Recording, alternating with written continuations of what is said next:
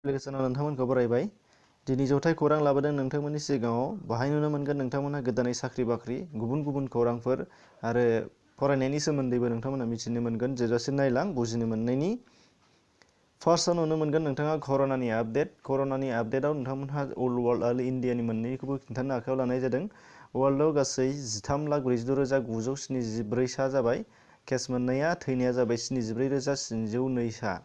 बेनिफ्राय भारतनि बेलायाव नोंथांमोना नुनो मोनगोन लास्ट नै 20 मिनिट्स 20 मिनिटनि सिगाङावल' आपडेट खालामना होदोंमोन बेखौ। भारतनि थाखाय गासै कनफार्म केसा जाबाय 4,281 सा आरो थैनाया जाहैबाय 111 सा अर्थात 111 जन जाबाय। दा बेखायनो नोंथांमोननि सिगाङाव बेखौ लाबोदों। आसामनियाव गोदानै मोनथ'नाय जायाखै। बेनिफ्राय नुनो मोननाय जादों ओइचएस फाइनाल रिजाल्टनि खौरां।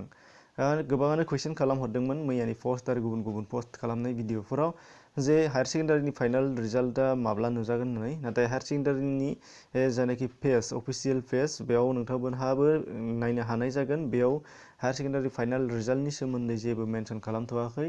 गुबुन गुबुन नोंथांमोनहा इउटुब चेनेलफोराव नुदों जानो हागौ बायदिसिना खौरांफोर। दा बेफोरखौ नोंथांमोनहा फेक निउसफोरखौ लानानै दावराव जानो नाङा। नोंथांमोना डाइरेक्टलि अफिसियेल वेबसाइटआव हाबनानै नायनो हानाय जागोन। बाहाय खुनु रिजाल्टनि दिनैसिम जेबो आपल'ड गैथ'वा, आपडेट होथ'वाखै। बेनि थाखायनो नोंथांमोनहा बांद्राय घाबरायनो नाङा। बेनिफ्राय नुनो मोननाय जादों नोंथांमोननि थाखाय HS first year exam. HS first year एग्जामनि बेलायावबो नोंथांमोनहा गोबां कुइसन खालामहरदोंमोन। दा बेयावबो नुनो मोनगोन ओइचएस फार्स्ट इयारनि एग्जामनि खबर गैथ'वा नोंथांमोननि थाखाय। दा बाहाय नोंथांमोनहा एसेकनि अर्थात हायार सेकेन्डारिनि नैबे वेबसाइटआव asec.nic.in आव नोंथांमोनहा हाबनानै नायनो हानाय जागोन। आरो बेयावहाय पेजआव गेङोब्ला बेनिनो मोनफ्रोमबो पार्टआव नोंथांमोना नायनो हागोन। हम नायनो हागोन, बायदिसिना नायनो हागोन। बेनिनो सिलेबास एग्जाम पेटार्नफ्राव नायनो हानाय जागोन।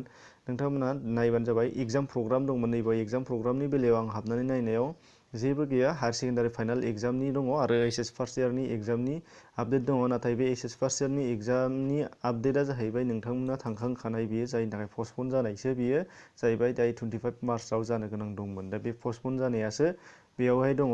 बेनि थाखाय आपडेट गोदानै एग्जाम जानांगौनि जेबो सिडिउलनि माने आपडेट गैथ'वा नोंथांमोननि थाखाय। ओंखायनो फरायसाफोरा बांद्राय घाबरायनो नाङा। जायोबा बे वेबसाइटआवनो बिथांमोनहा अफिसियेल वेबसाइटआव आपल'ड खालामनानै दोनखायो एबा आपडेट खालामनानै दोनखायो। नोंथांमोनहाबो बेखौ नायनो हानाय जागोन। गुबुन गुबुनफोरनि खौरां बाथ्रा रायलायनायफोराव बायदिसिना बुंनायफोरखौ नोंथांमोनहा खोमासुनो नाङा। फ्राय नोंथाङा गावबा गावनो नायना लानो हानाय जायो। बयबो एन्ड्रइड मबाइल लाखायोखा।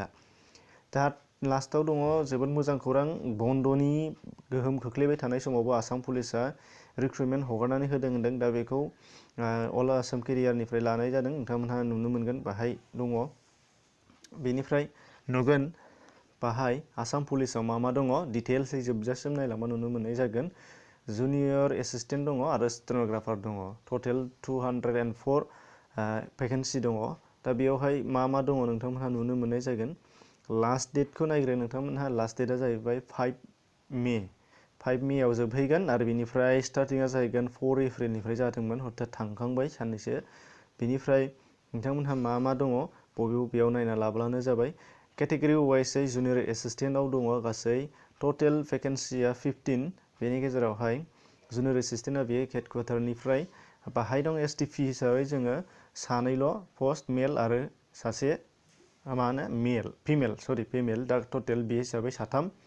बेनिफ्राय जुनियर एसिस्टेन्ट डिस्ट्रिक्ट लेभेलाव दङ। डिस्ट्रिक्ट लेभेलाव एसटिपि हिसाबै दङ जोंहा 11 मेलाव आरो फिमेलाव 5। टटेल 170 पस्ट दङ। बेनि गेजेराव एसटिनि थाखाय फिनि थाखाय अर्थात जोंनि थाखाय बेखिनि। आरो एसटि ओइसफोर दङब्ला जायफोर बिथांमोनहा गुबुन गुबुन काछार हिल्स बा कार्बि आंलं हिल्स बेफोरनि गेजेरावहाय नोंथांमोना नुगोन 2 मेल आरो 1 फिमेल दङ।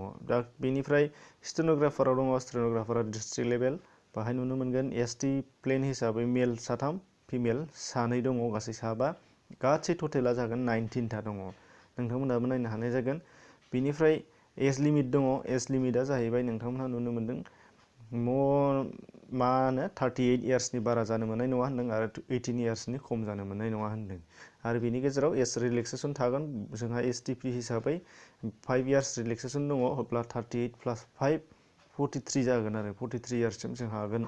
सेलारिनि बेलायाव जुनियर एसिस्टेन्ट मोननैबो लेभेलनियाव दङ 14,000 प्लासनिफ्राय 49,000 आप टु आरो बेनिफ्राय ग्रेड पे दंदेरो ग्रेजुवेट स्केलनि दंदेरबावो 6,200 मोनदेरगोन होनदों पस्ट अफ स्टेन'ग्राफारनि थाखाय 14,000 49 सेमानो नाथाय ग्रेड पेआ बेनिया 8,700 जादेरगोन ग्रेजुवेट पेमेन्टआ नोंथांमोना नुनो मोन्दों दा बेनिफ्राय एडुकेसनेल क्वालिफिकेसननि बेलायाव नोंथांमोनहा नुनो मोन्दों एनि ग्रेजुवेट होनब्लाबो जानो हागोन ग्रेजुवेट आर्ट्स कमार्स बा गुबुन गुबुन जायखिजाया रिकगनाइज इउनिभार्सिटिनिफ्राय ग्रेजुवेट जानांगोन होनदों अर्थात नोंथांमोनहा डिप्ल'माया डिग्री थाथारनांगोन आरोखि ग्रेजुवेट डिग्री बेनिफ्राय कम्पिउटार नलेजबो थाथारनांगोन होनदों बेनिफ्राय स्टेन'ग्राफारनि बेलायावबो ग्रेजुवेट जानांगोन ओमफ्राय बेनिफ्राय टाइपिं स्पिड कम्पिउटारनि बाहाय बिदेरनाय जादों नोंथांमोनहा नुनो मोन्दों 80 WPM दङ नोंथांमोनहा बाहाय नुनो मोनगोन बेनिफ्राय हाउ टु एप्लाइ दङ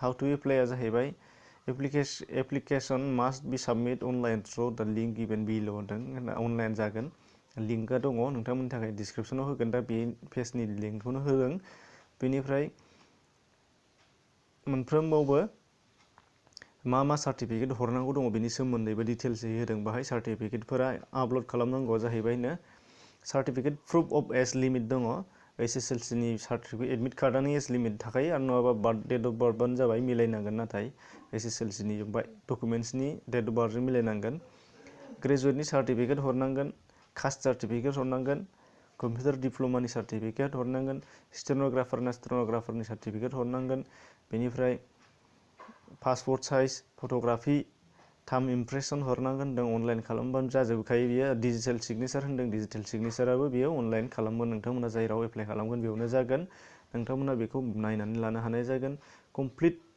आपल'ड खालामनायनि सिगां अफिसियेल वेबसाइट दङ बेयाव हाबनानै नाय आरो एडभार्टाइजमेन्टखौबो नायबानो जाबाय अफिसियेलनि डिसक्रिपसनाव लिंक दङ लिंकनि गेजेरजों थांनानै नाय होमबानो बुजिनो मोनगोन गासैखौबो चेनेलाव गोदानै फैदोंबा साबस्क्राइब खालामनानै ला नटिफिकेसन बेल टु आरो गुबुनफोरनो शेयार खालामनानै हो नोंथाङा जुदि इलिजिबल नङाबा नोंथाङा एप्लाइ खालामनो गोसो गैयाबा गुबुननोबो फोरमायना होनो हागोन जिहेतु चेनेलखौ नायनायनि थाखाय साबायखर थाबाय गोजोन्थों।